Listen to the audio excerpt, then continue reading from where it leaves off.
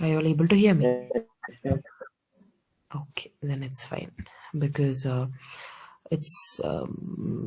there is heavy storm and power is out. We don't have. I mean, there are rains, so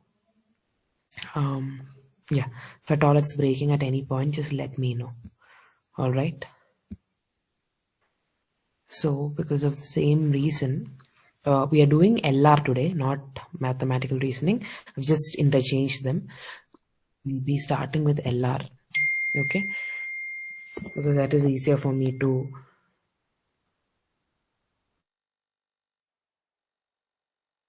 what is that called, teach as I'm using my phone. All right. Okay, so we'll be looking at fallacies today because formal and informal fallacies is one of the topics. Okay, one of the most asked topics when it comes to logical reasoning. Every year we have questions from this topic.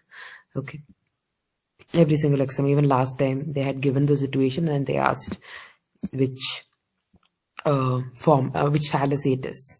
Okay, so we'll be looking at all of that, and we'll start with Indian logic. Okay, and different terms that we need to know in Indian logic as well. So fallacies are basically errors, right?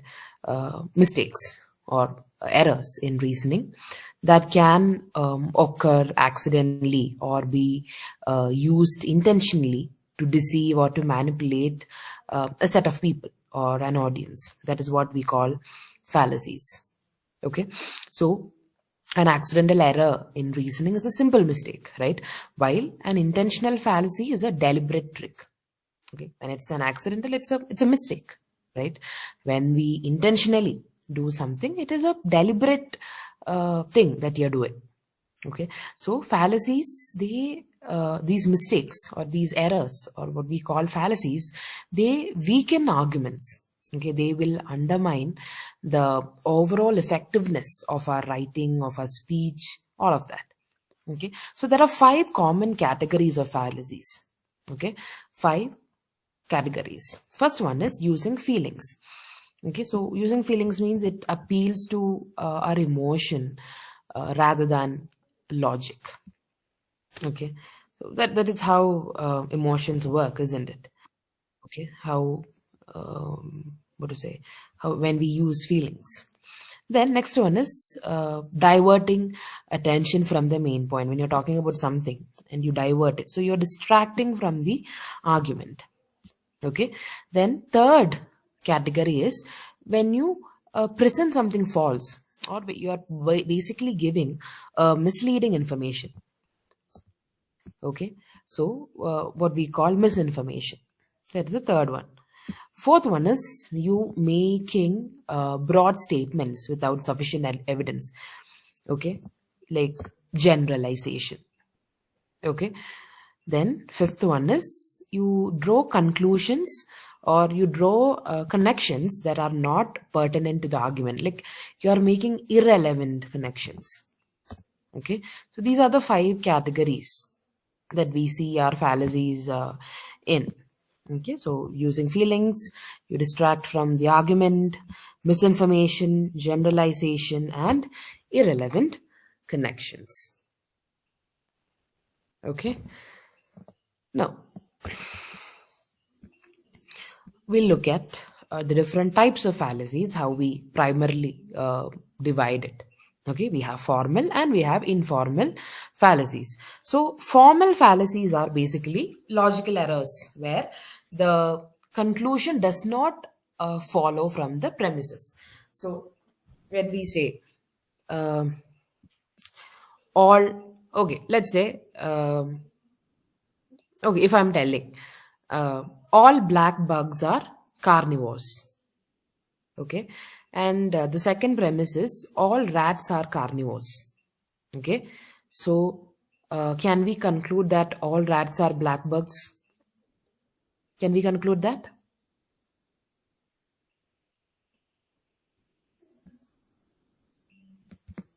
Just see our first premise. Okay, I'm telling a statement. So statement one is all black bugs are carnivores. Okay. Second statement is all rats are carnivores. Conclusion is all rats are black bugs. Can we conclude it with these two premises? Is it possible? Yes or no? Look at the example, it's there in the chat box.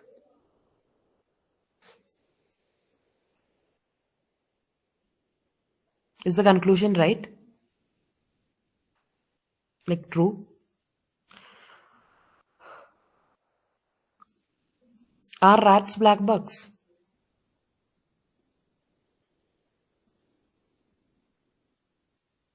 No.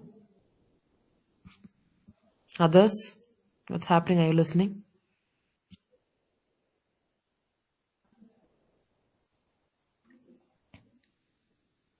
Sindhuja, Nisha, Ashima, Rich.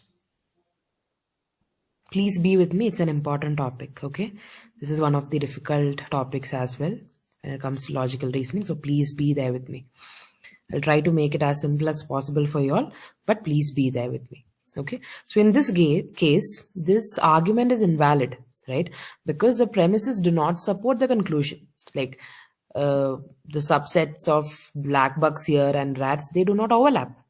Okay. And which basically make the conclusion illogical, right? So rats are black bugs is a statement which is immediately recognizable as fallacious, or it has an error, because when we think about it with our normal mind itself, we understand that it is illogical. Okay, I hope you understand.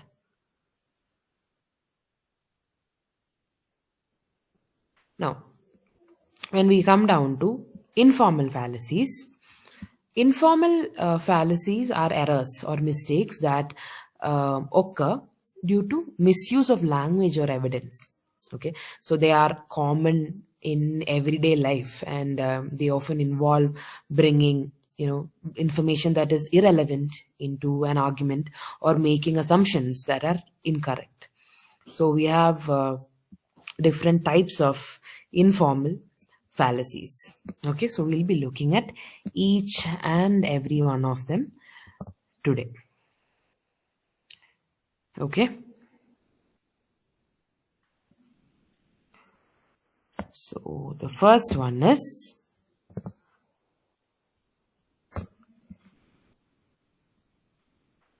petitio principii. Okay, petitio principii, or what we call begging the question. Okay, so it is basically assuming what you're trying to prove. Okay, so for example, suppose you're trying to convince your friend that you are the best chef in town. Okay, so what do you tell them? You will be like, I'm the best chef in town because I always make the most delicious dishes. Okay, and then your friend might ask you back, okay, how do you know your dishes are the most delicious? Then you are like, because I'm the best chef in this town. So I hope you understood the scenario. Did you get the scenario? Did you get the example?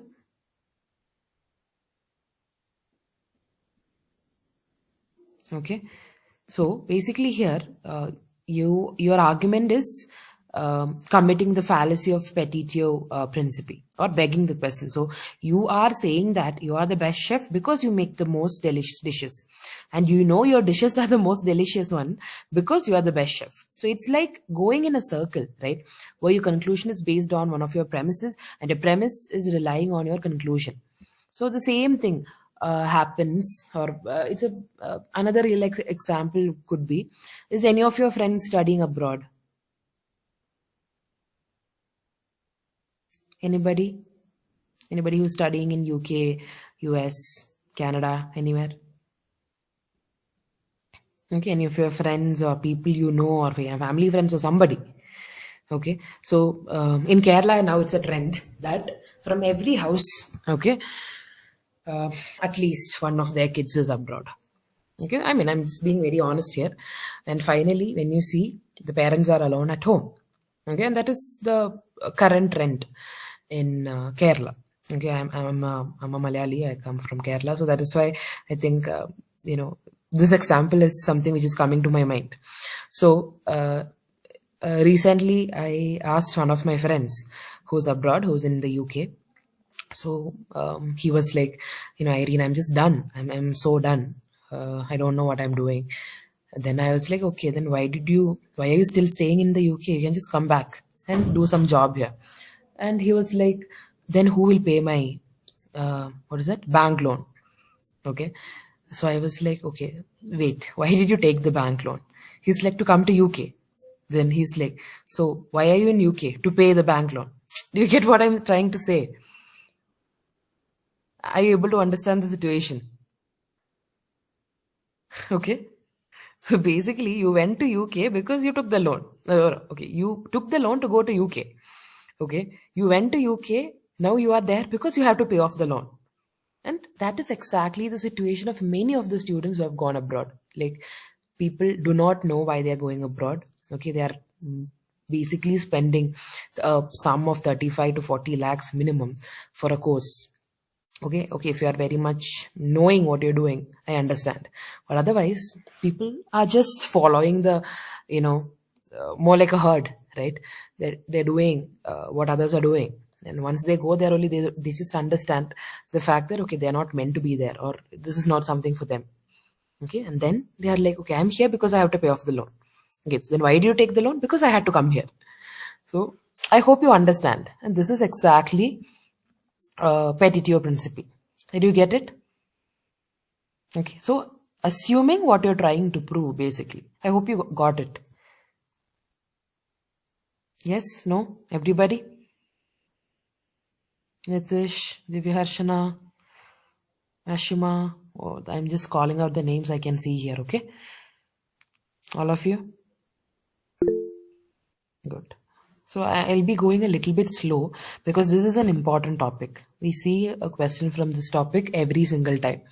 Okay. And what you need when it comes to LR is understanding. You need to understand. Okay. That's why I'm trying to give you real life examples so that it might become a little bit more easier for you. Okay. Next one is what we call the accident. Okay. Accident or sweeping generalization. Okay, so the term itself has it, I think, right? So accident basically is inappropriately applying a generalization to a special case. Okay, so for example, you know that soldiers kill people, isn't it? People as in people who are trying to attack our country. You all know that, right? Soldiers who are basically in the topmost areas. Okay, so is killing a sin or murdering a person a sin? What do you say? Come on, I need answers only then. It depends on the reason we are killing them. Okay, so if I tell you murderers are to be hanged, so all soldiers must be hanged, what will you say? This is basically, we are applying a generalization to a special case, isn't it? And it is very inappropriate. Because soldiers are not just murdering people because they feel like murdering them. They are murdering people who are trying to attack us, isn't it? They're trying to save us or protect us. So it is a special case there. And we are just generalizing it, right? Or we just generalized it by telling this statement, or inappropriately generalized it. Did you understand? Got it? This is what you call sweeping generalization or accident. Okay. So, or for example, if I tell all teenagers are lazy and irresponsible, is the statement right? All teenagers. If I tell all teenagers, no, right? Because it unfairly generalizes all teenagers based on the behavior of some. Like, not all of them are irresponsible. Some are like really hardworking and responsible. Okay, so the generalization here, it ignores individual differences and exceptions within the group. So it's like saying all apples are sour just because one particular type of apple you tried was sour. Okay, so you're ignoring the fact that there are many varieties of apple and some of them are very sweet. I hope you got it. Yes? No? Thank you. Now, next one is uh, converse fallacy of accident. Okay. So, converse fallacy of accident is a fallacy extending a special case to general circumstances. Okay. So, for example, if someone says, I know a person who smokes and is perfectly healthy, so smoking must not be harmful. Is it right? Is it right?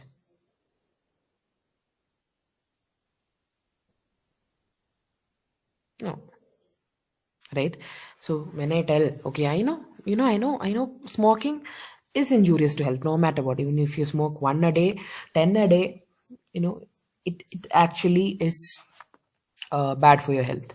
And it is something, and the after effect that smoking causes to your body is irreversible, which is a fact. Okay, maybe when you stop smoking, things will get better. Like when you stop it stop it in the next few weeks, your system will start recovering. In 5 years, 10 years, what happens is your chances, if you were prone to some deadly disease, your chances will become low, but it won't be completely down or anything. Okay, that's something that we have to understand. So here, when we say this statement, it jumps to a broad conclusion based on a single instance, ignoring that overwhelming evidence that smoking is indeed harmful to health. There might have been one person, like recently I remember seeing a video of a lady who smoked a packet of cigarettes for 60 years every day, and she was still alive. I don't remember. I saw it on YouTube, or I don't know, Facebook or WhatsApp. I don't know, somewhere. Okay, just because she lived, that is an exceptional case, right? We can't tell her, oh, because of that, okay, smoking is not harmful. It is definitely harmful. Okay, so I hope you understood. You are extending a special case to general circumstances here. Am I right? I hope you got it. Okay, this is what converse fallacy of accident. Okay, next one is argument ad verecundium or appeal to authority. Okay, these names you would have seen probably. So this one, appeal to authority, is basically using an irrelevant authority to support an argument. Okay, so for example, do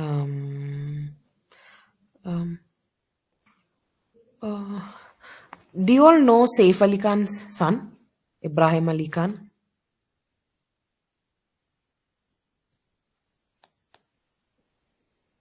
Do you all know?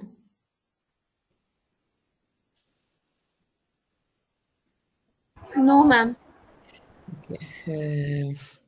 Not getting an answer. This Anirudh was there on some of the. Anirudh was there on one of the ads, right? I don't remember which ad it was. 7 Up. 7-Up. Okay. Anirudh was there on the ad of 7-Up. Okay. So, just because Anirudh is telling that, okay, that is the best drink that is available in the market. Okay. Do you think it is the best drink? Or do you believe it?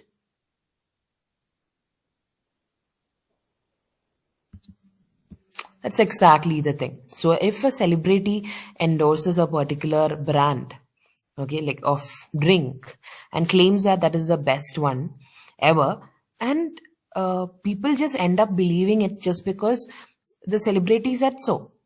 Okay, and that is an appeal to authority. Just because the celebrity is famous doesn't mean they are an expert on, like drinks or health or whatever. This Anirudh wouldn't even have, drunk 7 Up in his life.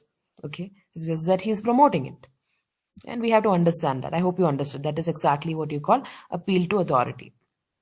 So a celebrity basically endorses a product they know nothing about. So using an irrelevant authority to support an argument. I hope you got it. Because Anirudh is a musician. He has nothing to do with food and beverages industry. Did you understand? Yes? No? Okay. Actually, I wanted to tell you an example of Ibrahim Ali Khan. Nike. I think he's the new brand ambassador of Nike in India. So that is what I wanted to tell you. As you people are not aware about him, I thought, okay, we'll shift to something else. Anyway, I hope you got it. Just give me a second.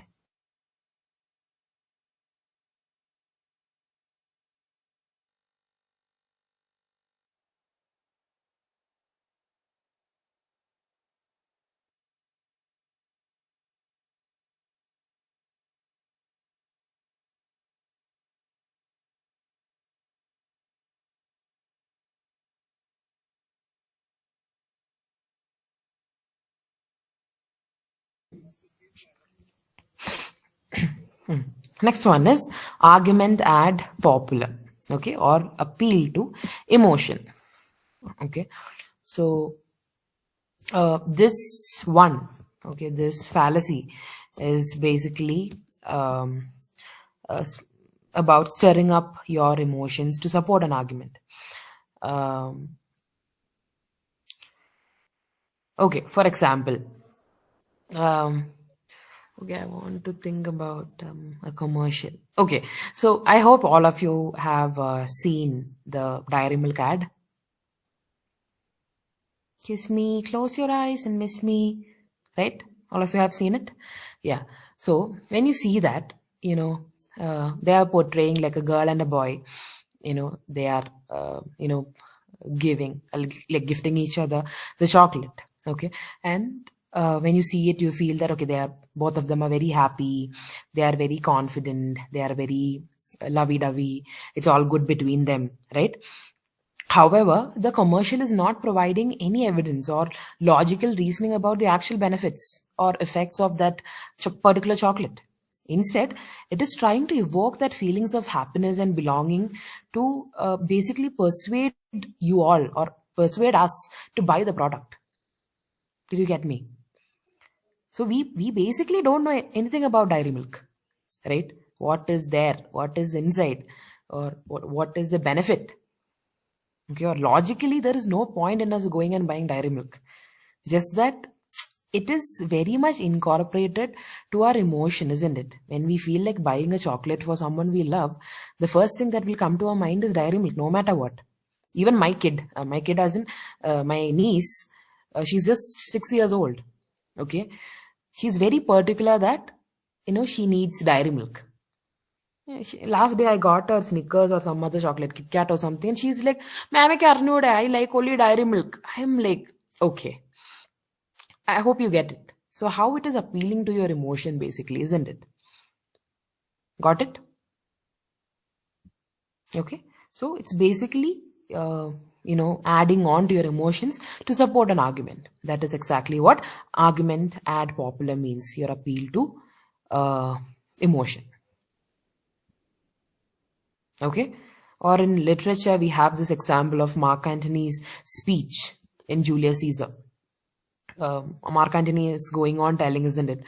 Brutus is the best man, but sarcastically, right? That one speech changed the entire perspective, right? I hope you understood. Good. Are you all clear with all the fallacies we have dealt till now?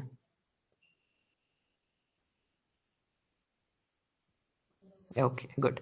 Next one is argument ad miscordium, okay, or appeal to pity.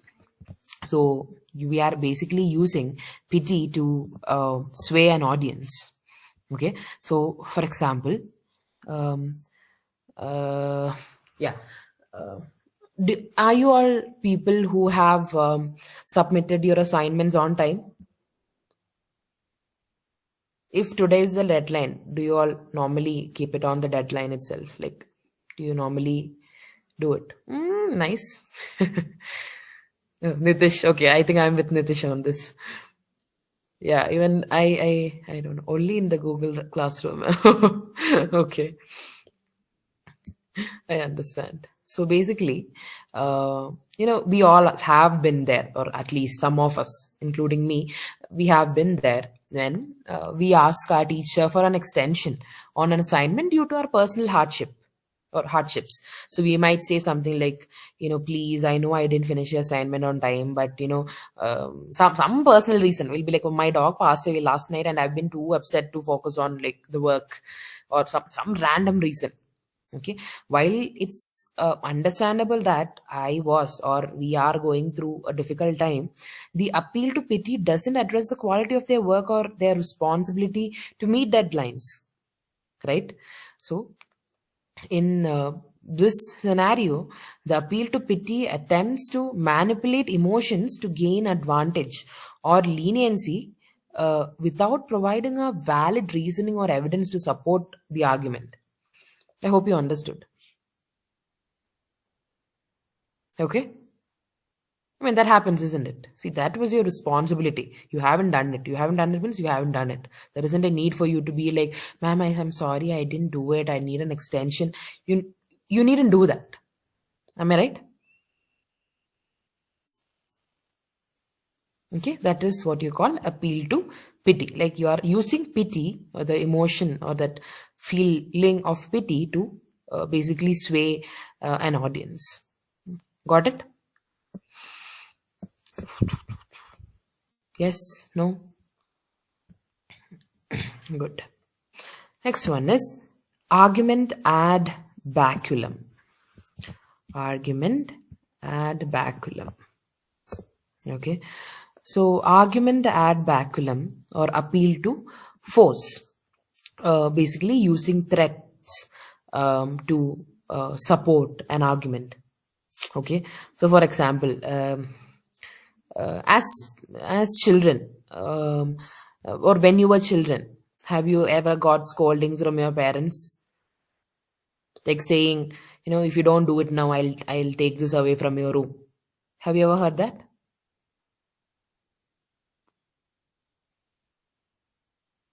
Yes, isn't it? And that is how you are threatening someone to accept an ideology, basically. So normally this is something that parents do to us as well. Like they'll be like, something common that happened to me when I was young is, if you don't clean your room right now, I'll take away all your toys. Okay, so in this case,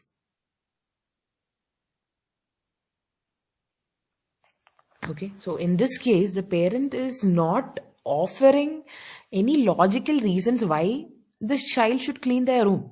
Instead, they are just relying on the threat of punishment to get it done. Right? My mom always used to do that. Chippy, you better clean the room, or else I'm gonna take this away. Okay, I had a favorite toy. So she'll be like, I'm gonna take this away. Okay. So that she didn't tell me any reason why I have to clean the room, or why is it necessary that I should clean the room. Right? I hope you got it. That is argument ad baculum. Yes? No?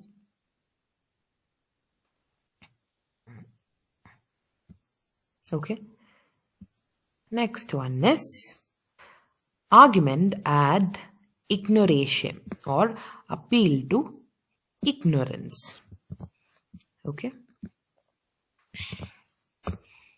Argument ad ignoration. So it is arguing that a proposition must be true because it has not been proven false. Okay.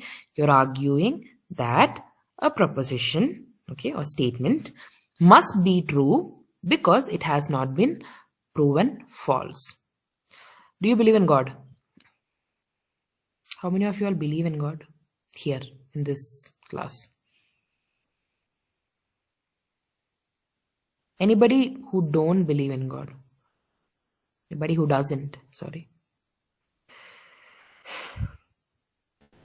Just give me a thumbs up if you don't. If you feel. Why, Nitish? Can I get an answer for it? So what is your belief system relied on? I can't say everything is based on science. Everything has a scientific reason to be happening.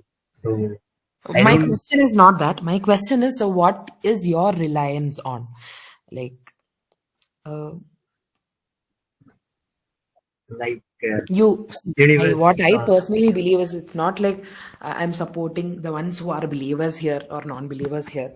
I feel as a human being, we need a belief system for us, right? We need a belief system which is basically becoming our uh, safe haven, right? So, are you spiritual or are you purely an atheist? Like, how does that work? Chuma, it's a personal question.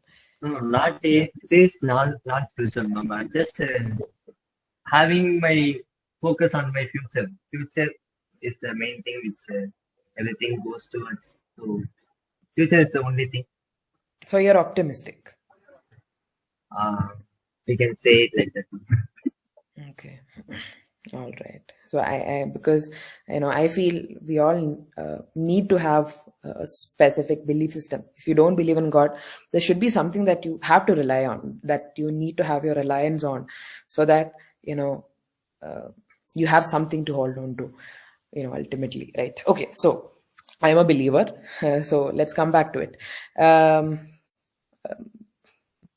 Yeah. So believers, right? People like us. Okay, I believe that there is a God, because that is where my belief system is completely reliant on.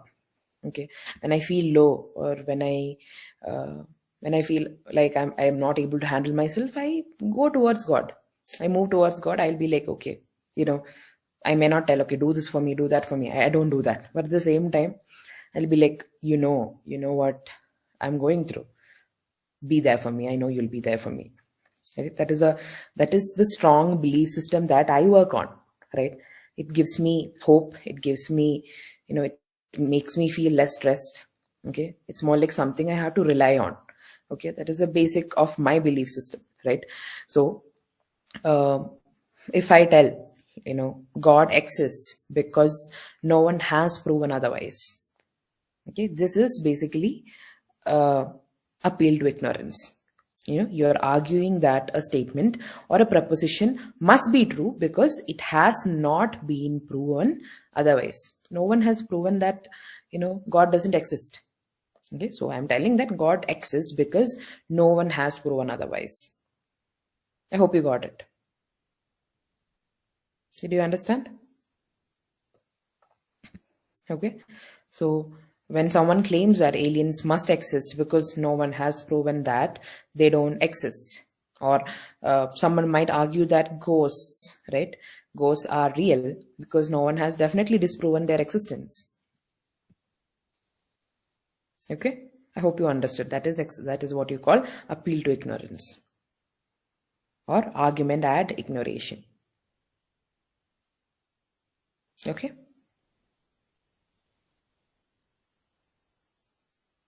Yes. Now, next one is argument ad hominem. Okay. Or homo hominem. It's the person. So attack on the person. Okay.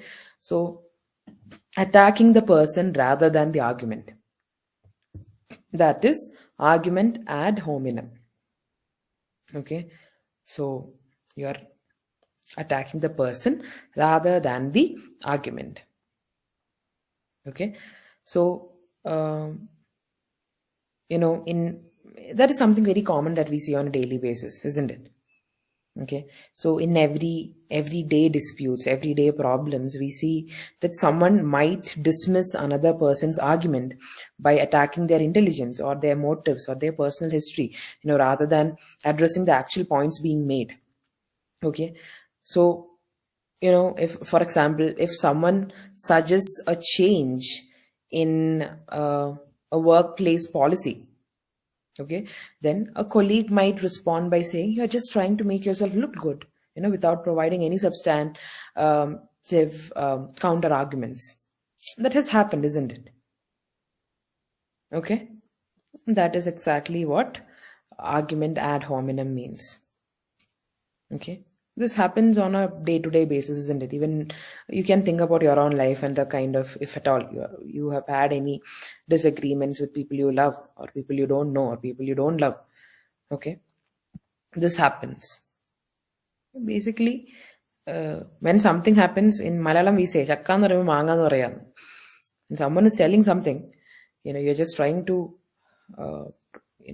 buff it back using something else which is not even related to it.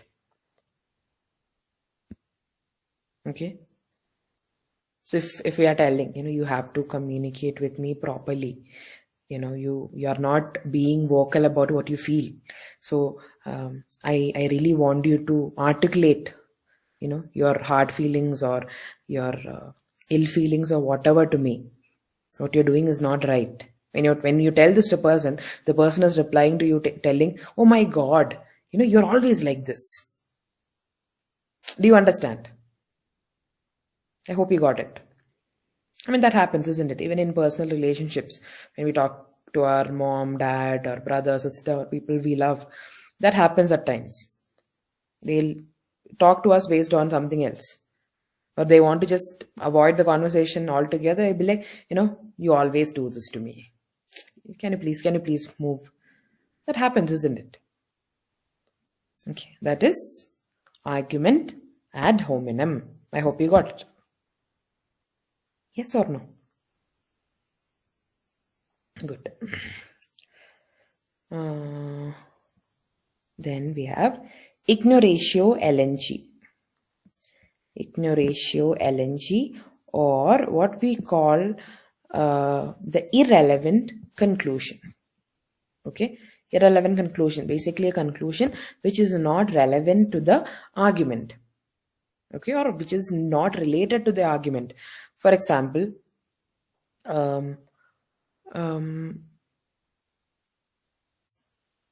when someone is accused of a crime, okay, and instead of presenting evidence to prove their innocence, they start talking about their charitable work or how much they love animals. Okay, for example, let's say a man raped a girl. Okay, so he's being accused of the rape. Okay, so he's accused of the rape, and instead of presenting evidence to prove that he has not raped, okay, you are talking about the kind of charitable work that person has done, or how much he has helped people who are old, or giving food to people in the orphanages, or how much they love animals. Is it relevant? Is it relevant, especially when it comes to a rape case? Any of this that I told you? No, it's not. Right?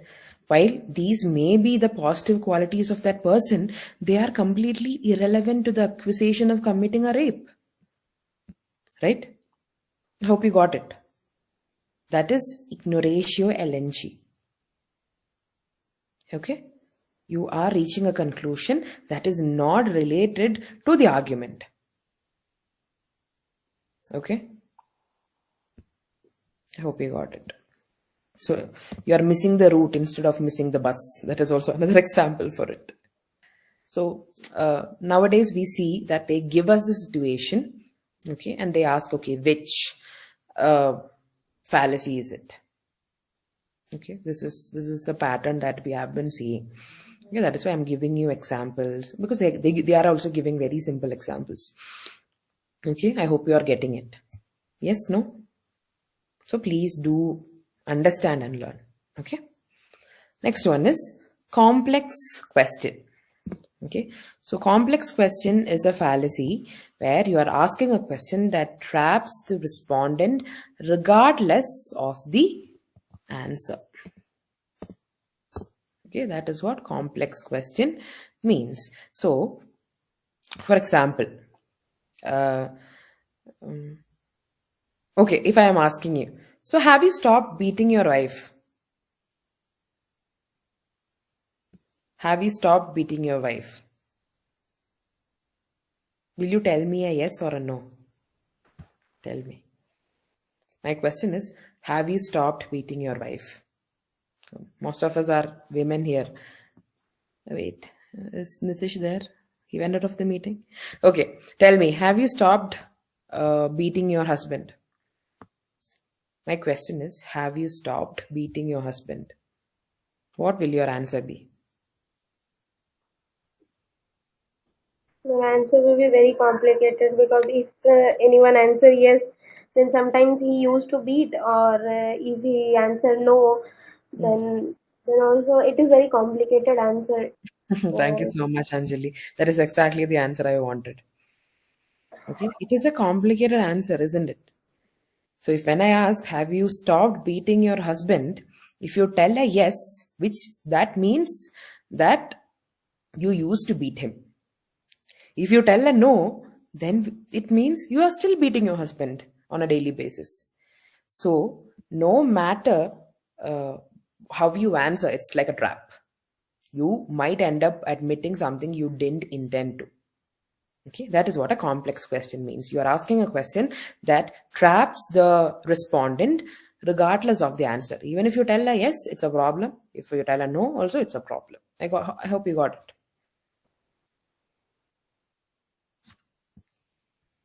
Understood? All of you? Nitya ma'am, Divya Harshana, Nisha, Rishika, Shima, Virami. Good. Thank you so much. Is it simple? Am I able to make it simple for you all? Are you getting it? Okay, good. Thank you. Next one is strawman argument. Okay, strawman argument is basically misrepresenting an opponent's argument to make it easier to attack. Okay, thank you everyone. That is what you call strawman argument. So, for example,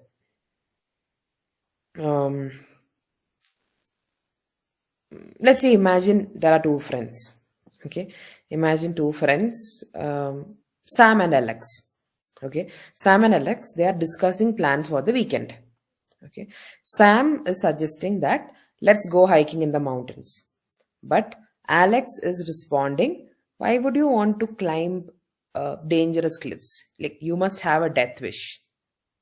Okay, so here, when Alex is responding this way, like, oh my god, why do you want to climb these cliffs that are very dangerous? Like, I think you are having, or you must have a death wish.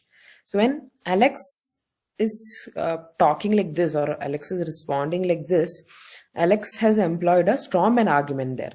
Instead of addressing Sam's actual proposal to go hiking, Alex just exaggerated it into something very extreme and dangerous, like climbing dangerous cliffs. So by attacking this exaggerated version of Sam's proposal, Alex made it easier to argue against and dismisses the original idea of hiking. I hope you got it. Okay, so you are misrepresenting an opponent's attack to make it easier to uh, uh, opponent's argument to make it easier to attack. Got it? That is what strawman argument means. Okay, I mean, a similar situation has happened to me as well. So not recently, few months ago, I went to Himachal. Okay, one of the major things I wanted to do was a trek there, and I was fully on. I was fully prepared. I really wanted to do it, and unfortunately, because of the weather conditions and a lot of other problems, we didn't do it because I was with my best friends.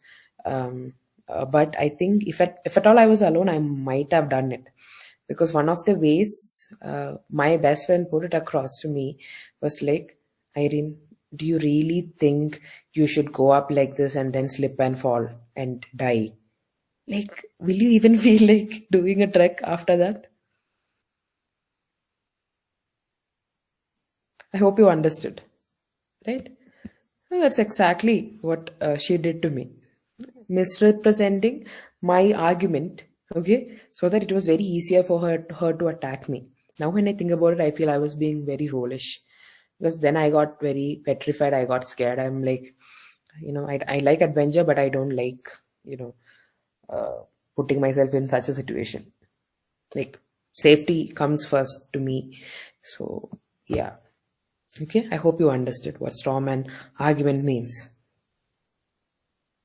Okay, or let's say we know that we have a lot of hybrid cars now. For example, Toyota. What is it? What is the name of the car? Oh my god. Hyrider. Okay. So when we talk about hybrid, Hyrider is only coming to my mind. A lot of other cars, definitely. There are many hybrid cars. So if you take Hyrider, it is a hybrid car. Like you can basically, drive it on EV, like electronically. Okay, you can use battery, and as well as you can shift it to, fuel as well, fuel mode as well. Okay, so when people buy a hybrid car, it is more like we are trying to solve a little bit of ecological imbalance there. Okay, so if we tell, oh, he thinks driving a hybrid car will solve all ecological problems, right? That is basically misrepresenting the fact, isn't it? We are trying to make it easier for us to attack the person who has got, a hybrid car and driving it. Hope you got it. We have another 2 more here. Shall we? Shall we move on to the next one? Okay, next one is slippery slope. You would have seen this multiple times. Okay, I think last night which got cancelled had slippery slope as the answer. I forgot what the question was. I think it was slippery slope or something. Okay. So slippery slope means arguing that one action will lead to a series of negative events. Okay. For example, imagine a parent telling their teenager, if I let you stay out past midnight tonight, soon you'll be out all night and then you will start failing your classes and getting into more trouble with the law. So here, the parent is using the slippery slope fallacy.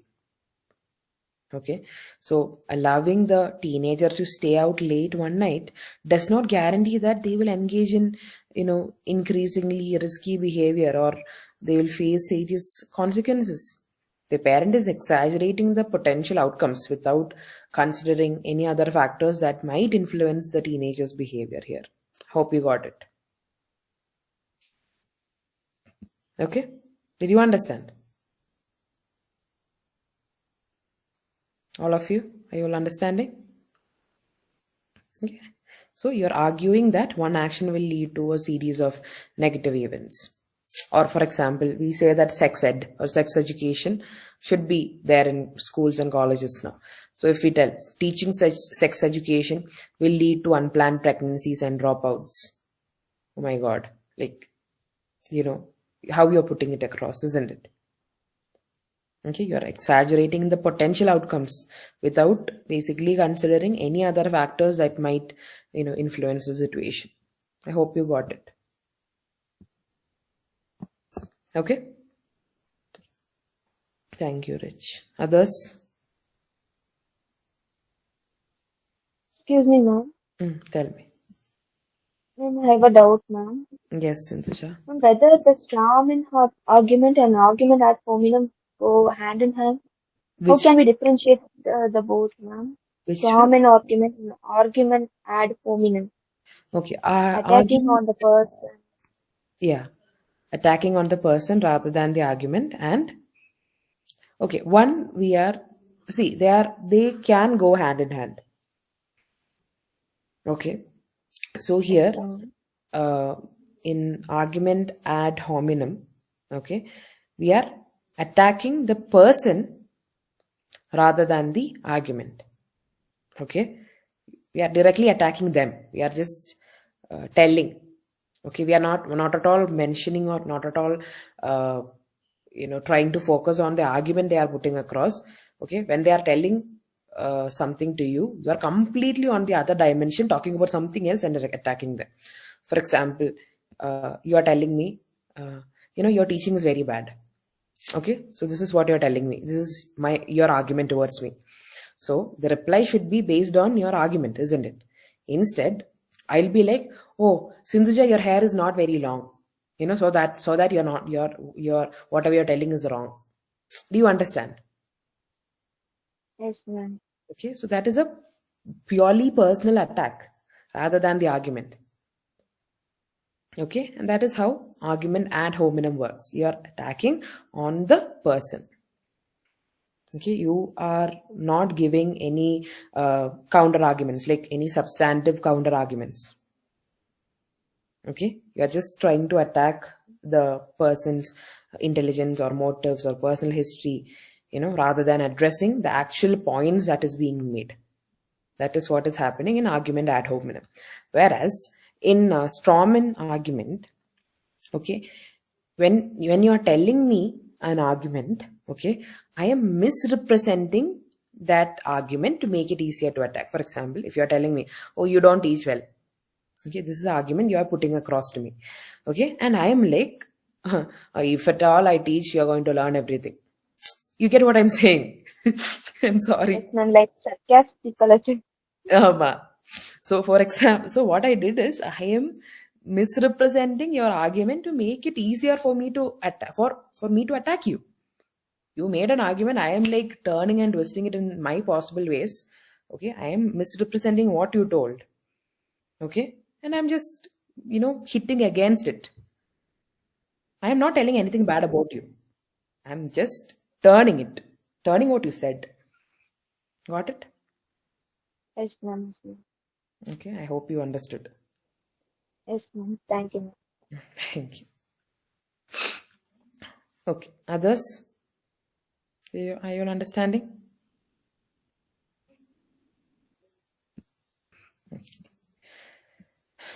Next one is red herring or irrelevant thesis.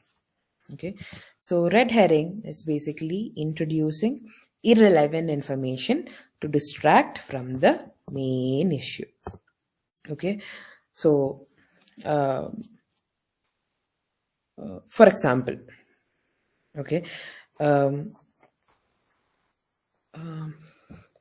let's say a student basically cheated in the examination. Is it right to cheat in an examination? Is it right?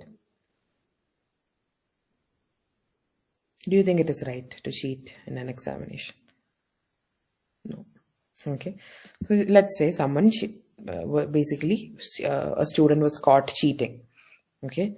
And cheating itself is an issue. It is not right. Okay. And the student is telling, think of my parents. They'll feel very bad. Okay. So this is basically a red herring or irrelevant thesis, meaning the student basically introduced irrelevant information to distract from the main issue. The main issue here is cheating. Okay. And the student is like, think of my parents, they'll feel very bad, which is the irrelevant information.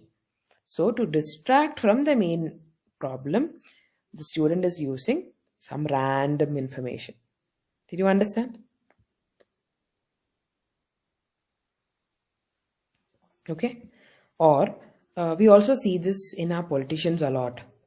When a big problem is happening, to deflect the attention away from that controversial topic, or to avoid addressing that difficult questions during, interviews or, debates and all, they use red herrings. Like they will come up with a minor issue. So people will start focusing on that issue. Do you understand? Okay. To cover up something, some other problem will come up. Or for example, if I am one party and Rishika is a part of the other party. So if at all I did some corruption, and when everything is like all media attention is towards me, I'll basically bring out something Rishika has done. So what will happen? all the attention will go to Rishika, and I'll be like in a safe place. Did you understand? Think about Indian politics. That's a better example, the best example. Okay, that's exactly what is happening. What needs your attention is not having your attention, but at the same time, what doesn't need attention, it's definitely having it. Okay, I hope you all understood. Got all of them? Got all the 4 informal fallacies? Okay. Next one is a heavy topic.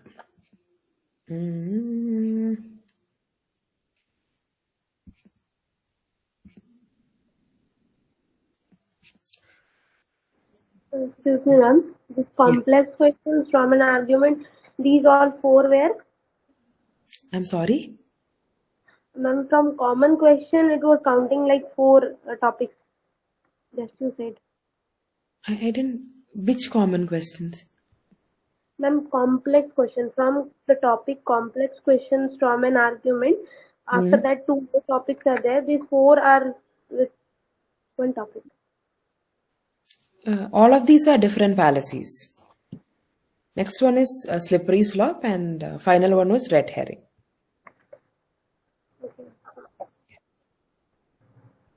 Okay.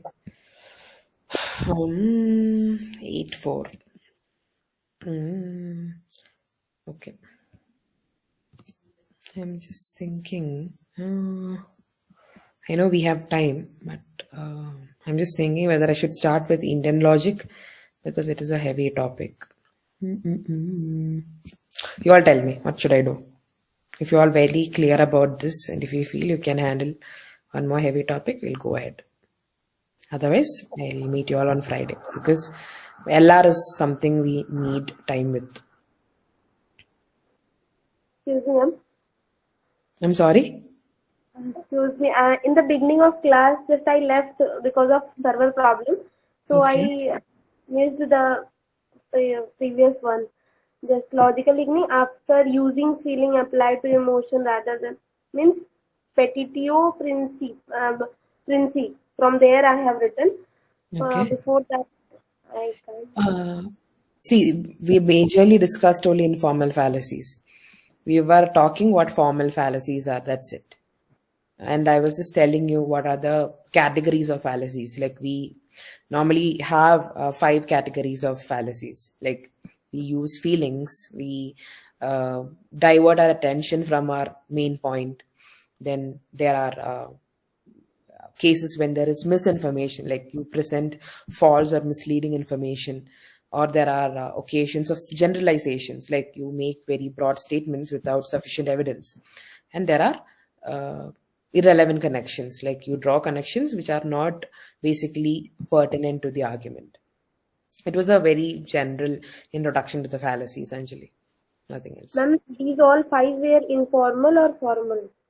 No, these are basically how the fallacies, not formal and informal, how fallacies are categorized.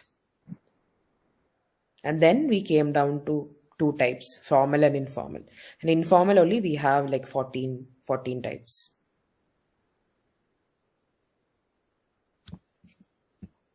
Got it? Okay. It will be better if we begin Indian logic during next class. Yeah, that is what I was also thinking because I need your complete attention there because it is a tight topic. I'm not denying. Okay. So Anumana, Upamana, a lot of terminologies come in. Right. We have different schools.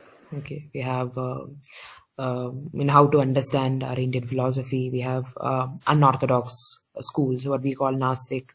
Then we have Astik, the Nyaya philosophy, Vaisheshika philosophy, Mimamsa, Sankhya, Yoga, Uttara Mimamsa. Okay. And then Anumana, Upamana, Vyapti, a lot of terms. Okay. And fallacies also there, Asiddha, Badita, Viruddha, lot of things like that. So we'll start fresh. Okay, we'll be meeting on Friday as well, mostly for paper 1. So we'll continue. Okay, Wednesday we'll continue with LR itself, and I think Friday I'll be able to complete this. Okay. This week we might have extra classes to complete the portions, because I don't want to see, when I teach something, I always think about is, when I teach, you should understand it, right? It's not like chumma, I'm here and I'm telling whatever I want to tell. If you're listening, okay, good for you. If you're not listening, or if you're not understanding, it doesn't bother me. I mean, that is not the kind of attitude I have. I hope you would have understood it by now. Okay, and I don't think that is how, as teachers or aspiring teachers, we should think as well.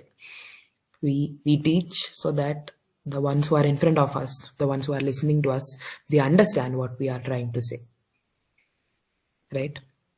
So yeah, especially these topics, I know it's kind of tricky, right? So I hope you're understanding. Yes, no?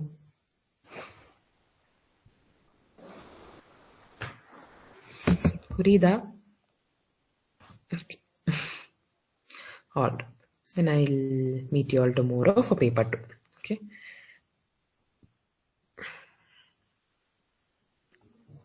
Bye, everyone. Have a good evening. Okay, ma'am. Thank you. Thank you, ma'am. Thank you, ma'am. Bye, ma'am. Thank you, ma'am.